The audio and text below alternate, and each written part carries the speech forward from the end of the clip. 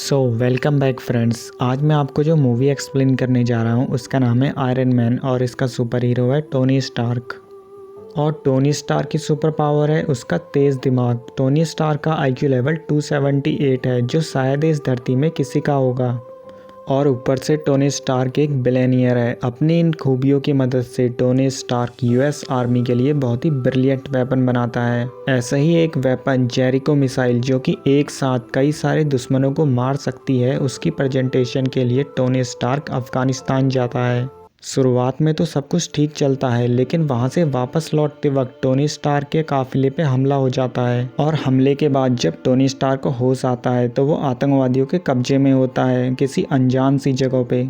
आतंकवादी Tony Stark से कहते हैं कि तुम हमारे लिए जेरिको मिसाइल बना दो और उसके बाद हम तुम्हें आज़ाद कर देंगे। टोनी स्टार्क मिसाइल बनाने के लिए तैयार तो हो जाता है, लेकिन मिसाइल की जगह वो कुछ और ही बनाने लगता है। आतंकवादियों के हमले के दौरान टोनी स्टार्क के चेस्ट में शार्प नल्स घुस गए थे जो कि उसके हार्ट तक कभी भी पहुंच सकते थे। इसलिए टोनी स्टार्क उनको रोकने के लिए सबसे पहले आर्क रिएक्टर बनाता है। में से कईयों को लगता होगा कि टोनी स्टार्क का आर्क रिएक्टर जो टोनी स्टार्क के चेस्ट में शार्प नल्स घुस गए थे उनको टोनी स्टार्क के हार्ट तक पहुंचने से रोकने के लिए बनाया गया होगा, लेकिन ऐसा नहीं है। मार्वल सिनेमैटिक यूनिवर्स के अनुसार आर्क रिएक्टर एक एनर्जी का सोर्स है और इसकी एनर्जी हाइड्रोजन फ्यूजन से निकलती है, ठीक वैसे ही जैसा न्यूक्लियर पावर प्लांट में होता है, लेकिन ये साइज में छोटा है जो कि शरीर में फिट हो सकता है।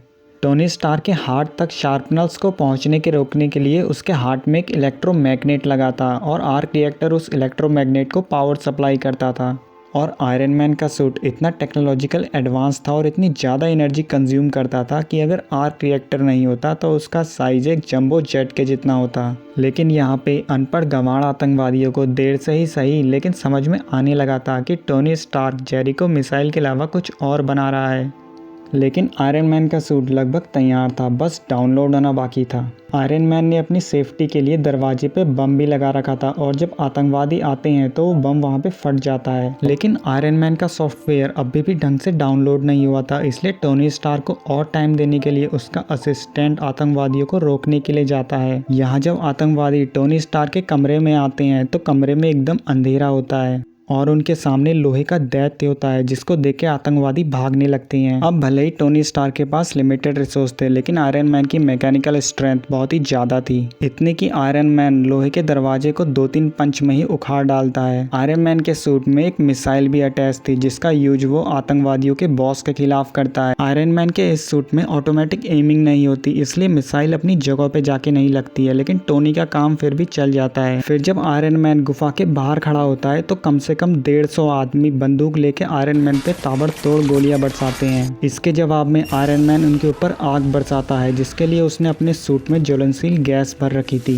यहाँ पे गोलियों की जगह फायर अटैक ज़्यादा असरदार लग रहा था क्योंकि आतंकवादी इतनी बड़ी संख्या में थे और आयरन मैन के सूट में ऑटोमेटिक एमिंग सिस्टम भी नहीं था। इसलिए आग जो आतंकवादियों के आसपास ज्वलनशील पदार्थ पड़े थे जैसे कि मिसाइल, बम, गोला बारूद, उनमें आग भड़का रही थी जिससे आतंकवादी टोनी स्टार्क पे ढंग से निशाना नहीं लगा पा रहे थे। जब आग ज़्यादा फैल जाती है तो टोनी स्टार्क अपने सूट की फ्लाइट का इस्तेमाल करके उस जगह से चले जाता है और एक वीराने पे लैंड करता है जहाँ उसे यूएस आर्मी खोज लेती है। वापस लौटने के बाद टोनी स्टार्क इंडस्ट्रीज की वेपन यूनिट को बंद कर देता है और अपने सूट को डेवलप करने में लग जाता है। सबसे पहले टोनी स्टार्क अपने सूट की फ्लाइट को ठीक करता है जो कि अफगानिस्तान के समय लगभग फेल ही हो गई थी। स्पीड बढ़ाने के लिए टोनी स्टार्क प्रोपेलर के थ्रस्ट को बढ़ाता है और उसको कंट्रोल करने के लिए अपने हाथों में भी प्रोपेलर फिट करता है। अब सूट के बूट्स में लगे प्रोपेलर टोनी को स्पीड प्रोवाइड करते थे और हाथों में लगे प्रोपेलर से टोनी स्पीड को कंट्रोल और डायरेक्शन को चेंज करता था और हैंड प्रोपेलर्स को वेपन के तौर पे भी इस्तेमाल किया जा सकता था। फ्लाइंग स्किल्स को परफेक्ट करने के बाद टोनी उसे न्यूयॉर्क के आसमान में टेस्ट करता है। स्पीड और बाकी सब पैरामीटर्स में तो सूट खरा उतरता है, लेकिन आसमान की ऊंचाइयों तक पहुंचते ही टोनी स्टार्क का सूट जम जाता है और वो नीचे गिरने लगता है। टोनी स्टार्क सूट की इस प्रॉब्लम को सॉल्व कर लेता है और अपने सूट में जार्विस नाम के आर्टिफिशियल इंटेलिजेंस को ऐड करता है। नेक्स्ट सीन में टोनी स्टार्क के पास एक रिपोर्टर आती है जो कि टोनी स्टार्क को तस्वीरें दिखाती है जिनसे साबित होता है कि आतंकवादी स्टार्क इंडस्ट्रीज के वेपन इस्तेमाल कर रहे हैं। फिर टीवी में यह न्यूज़ आती है कि टेन रंग नाम की आतंकवादी संस्थान जिन्होंने टोनी को किडनैप किया था उन्होंने अफगानिस्तान के पूरे गांव को बंदी बना लिया है।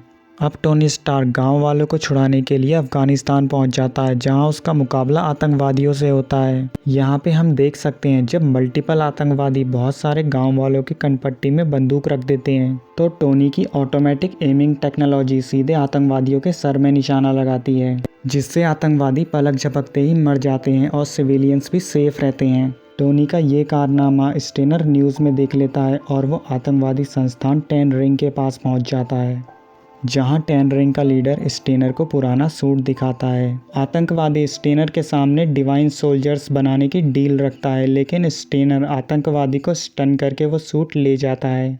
तो इसका मतलब इल्लीगल वेपन स्मगलिंग के पीछे स्टेनर का ही हाथ था। फिर एक दिन जब पेपर स्टेनर के पीसी को चेक कर रही होती है तो उसे स्टेनर की साजिश के बारे में सब कुछ पता चल जाता है। पेपर सीधे FBI एजेंट के पास जाती है, लेकिन स्टेनर ये सब देख लेता है और वो अपनी लैब में जाता है, जहां स्टेनर के सूट के बाकी सब कंपोनेंट्स तो तैयार होते हैं, लेकिन बस आर्क रिएक्टर बचा होता है जो कि सबसे मेन होता है। दुनिया के बेस्ट साइंटिस्ट मिलके ही आर्क रिएक्टर, जो कि इनके सामने ही पड़ा था, उसकी एक छोटी कॉपी नहीं बना पाते।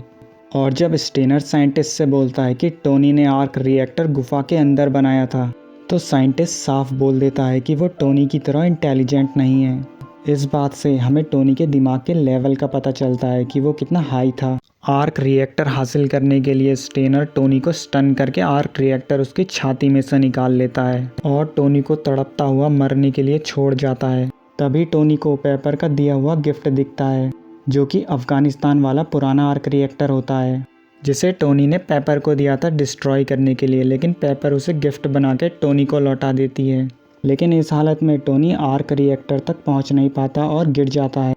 तभी जारविस वो आर्क रिएक्टर टोनी को दे देता है, जिससे टोनी की जान बच जाती है। उधर आर्क रिएक्टर मिलने के बाद स्टेनर आयरन मॉन्गर में बदल जाता है और अपने सूट से पूरे शहर में तबाही मचा देता है। आयरन मॉन्गर पेपर को मारने ही वाला होता है, लेकिन तभी वहाँ पे टोनी स्टार्क पहुँच जाता है।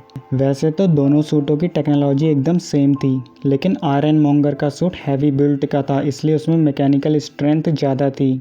और पुराने आर्क रिएक्टर की वजह से, जो कि अफगानिस्तान के सूट को पावर देने के लिए बनाया गया था, टोनी स्टार्क के एडवांस सूट को एनर्जी नहीं प्रोवाइड कर पाता, इसलिए आयरन मैन आयरन मॉन्गर से मार खा जाता है। लेकिन फिर टोनी आसमान की तरफ भागता है और आयरन मॉन्गर उसका पीछा करता है, लेकिन फ्रीजिंग पॉइंट पे पहुंचते ही आयरन मॉन्गर का सूट जम जाता है और नई अपडेट्स के कारण आयरन मैन के सूट में बिलो जीरो टेम्परेचर का कोई असर नहीं पड़ता, इसलिए आयरन मॉन्गर जमीन में गिरने लगता है और टोनी को कुछ समय के लिए राहत मिल जाती है। लेकिन आयरन मॉन्गर फिर से खड़ा हो जाता है और टोनी से फाइट करने लगता है, इसलिए टोनी आयरन मॉन्गर को आर्क रिएक्टर की छत तक ले जाता है और उसके नीचे पेपर आर्क रिएक्टर को ब्लास्ट कर देती है।